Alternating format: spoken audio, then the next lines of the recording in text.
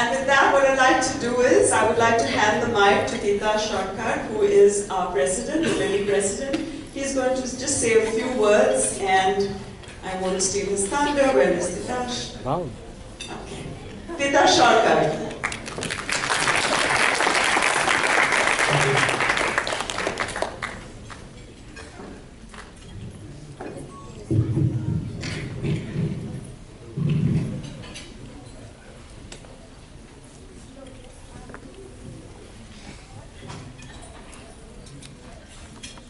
Good evening, ladies and gentlemen, and welcome to the 19th Lilly Foundation Annual Appreciation Gala. I'm going to tell you a story tonight. The story is about what motivated me to work for Lilly Foundation.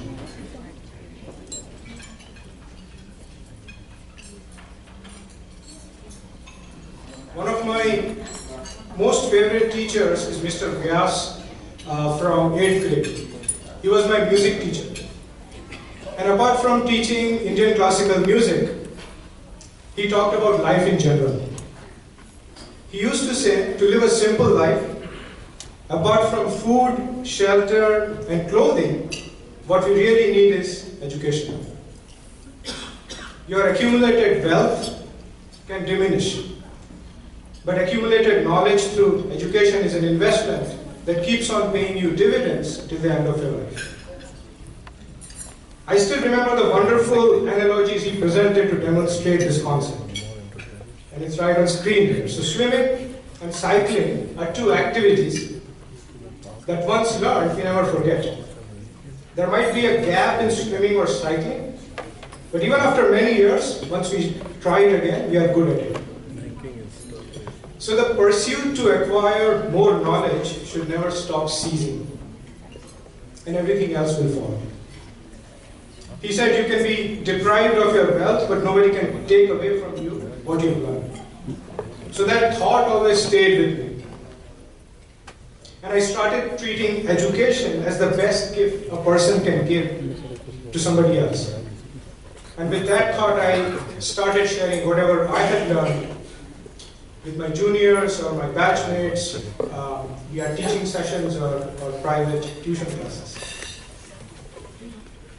Giving the gift of education to somebody who cannot even imagine to be educated could be life-changing. And how often do we get opportunities to change somebody's life? This is what attracted me to Lilly Foundation when I was introduced to it 7 years back. Over the years, I've seen the numerous ways Lilly has touched the lives of thousands of needy children in India. I've come across many success stories, and I've seen the organization grow in helping many families break the cycle, break the vicious cycle of poverty. India's overall literacy rate is around 74%. Which means that 1 in 4 people lack the basic reading and writing skills. The illiteracy rate among females is higher due to socio-cultural issues. But one factor that is closely related to this high rate of illiteracy is that more than a quarter of the population is suffering from poverty and don't get a chance to education. Little children like these are forced to work in their golden years when what they deserve is a gift of education. Without proper education, they are not able to provide well to their next generation. And this whole sad story repeats again.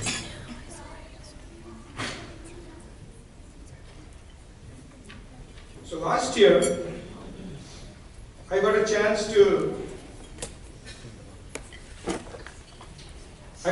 to meet few students supported by Lilly Foundation in the rural area of West Bengal in India and heard their success stories. So the girl on the left is Mariam Khatun. Mariam is a meritorious student but belongs to a poor family. They lived in a mud house and they did not even have a toilet in their house. She got the Lilly Scholarship from grade 9 through 12 and today is a successful primary school teacher. She has helped build a brick house for her family and happens to be the main bread earner for her family currently.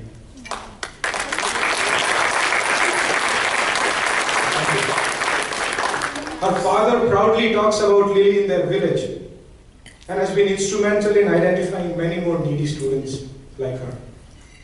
On the right is a young guy called Indrajit Laha. He was unemployed and struggling to make ends meet till he joined a mobile repair vocational training course run by Lily Foundation.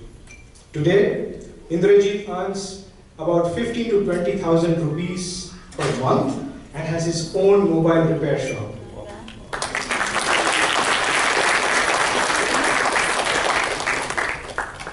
And he attributes the quality of the training received by the program to be the main reason for his success today. Other Lily supported students include Tapas Baski, who was the first educated person in his family. He currently works for West Bengal Police after graduating from college. Uttam Gorai, again a Lily supported student. Believe it or not, he's now with the Indian Air Force. We at Lily get charged up on hearing a student's success, and it keeps our passion ignited to support more needy students like this. All of us at Lily Foundation are going to remember 2018 as the year in which we got two jewels, two great students who just were presented before you. Krishnendu Kundu and Tanmoy Poti, who got ranks 8th and 10th respectively. We wish them the best for their future and will continue to stand by all of our current and future students so that they achieve their educational goals and bring their families out of poverty.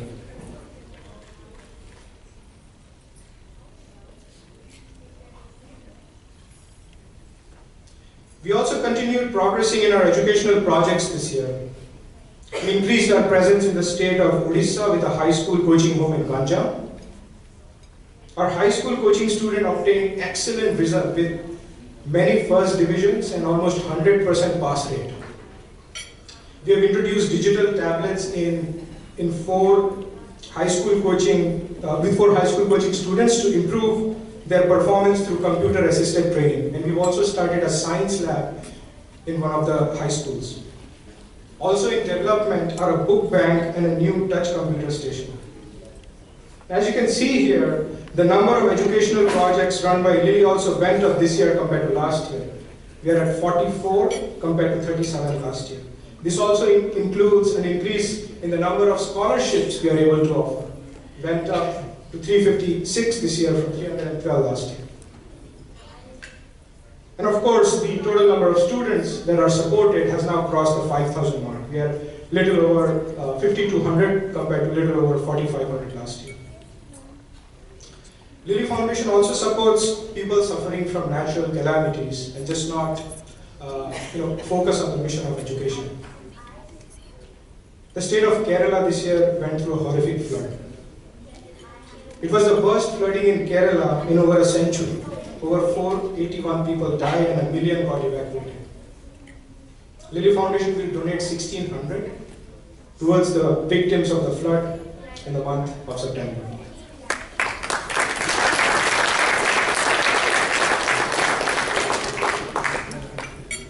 The work we do to help underprivileged students in India would not have been possible without the support of plenty of volunteers sitting here and in India. I would like to wholeheartedly thank the many volunteers, including the kids, who helped us with the planning and implementation of tonight's program. I begin by thanking our wonderful host, Devjani Biswas, and our guest of honor, Alan Steelman. Thanks to Dr. Niranjan Tripathi and his team for putting the children's drama which you are just about to see. Thanks to Shantanu Banerjee for spearheading registration and food planning. Rima Chatterjee for member communications. Meghna Banerjee Sharma for helping with Lily accounting. Anish Ray for managing our social media and website needs, and today he is working behind the scenes to run the show. Thank you, Anish. Shashwata Bandyopadhyay for helping with institutional fundraising. Aniruddha Maitra and Basha Chatterjee for wearing multiple hats in helping us with this event. To JP Sarkar and Dr. Aman Mukherjee for their overall leadership and guidance. I also extend my gratitude to our president from last year, Shamuni Lahiri, for tremendous support, vision, and valuable advice. And last but not the least, I would like to thank my wife, Rinki, for silently working behind the background to promote this organization and its cause. But most importantly, I would like to thank each and every person sitting in this ballroom for joining our appreciation gala, and in turn extending a helping hand to plenty of needy students out in India. There are several other events going on today, as we all know, and your presence in this ballroom is highly appreciated and means a lot to us. Tonight you will have the opportunity to support this noble cause by participating in a fun charity auction which is coming up soon. You can also go to lilyfoundation.org/donate and learn about the various options by which you can help us out. So please join us in transforming a kid's life and their family. Be the life-changing support they need and become their superhero. So I ask all of you, whose superhero would you like to become? Thank you.